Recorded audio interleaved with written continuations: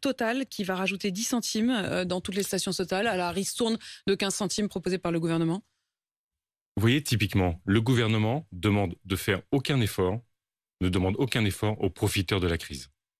Ne demande aucun effort. Faites... ça, c'est Jean Castex qui avait demandé quand même aux il demande. distributeurs. C'est marrant parce que quand on impose des choses aux Français, ça va très très vite.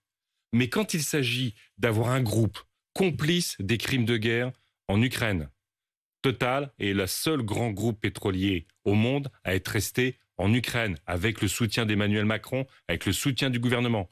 Nous avons un groupe national qui participe aux atrocités. Pour vous, Total est complice de crimes de guerre. Bien sûr, avec le gouvernement qui participe au financement de la guerre en Ukraine. C'est une honte pour notre pays, mais ça dit bien, au fond, toutes les ambiguïtés d'Emmanuel Macron par rapport à la situation. Mais aujourd'hui, Total a fait 15 milliards d'euros de bénéfices. C'est historique. Ces bénéfices, ils les font sur qui? Ils les font sur les consommateurs. Ils les font sur le climat et aujourd'hui, ils les font sur la guerre en Ukraine. Est-ce qu'il faut taxer de manière exceptionnelle pendant cette crise tous ceux... Il faut récupérer tous les surprofits.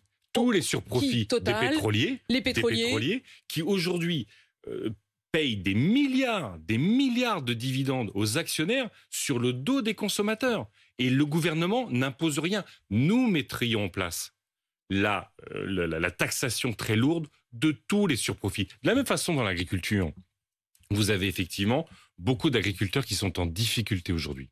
Beaucoup. Notamment parce que, encore une fois, on dépend du tourteau de soja brésilien qui détruit l'Amazonie, qui détruit le climat.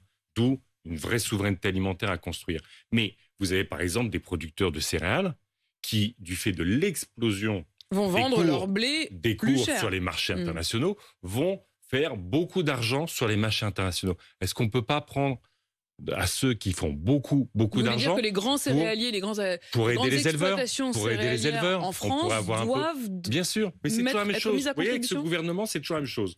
Il y en a qui, dans le Covid, on l'a vu, ont fait beaucoup d'argent. Les milliardaires se sont enrichis comme personne ne s'est enrichi dans les dernières années dans notre pays. Mais on n'arrive pas. Ils n'arrivent pas parce qu'ils ne veulent pas mieux payer ceux qui sont très mal payés et qui ont tenu la société.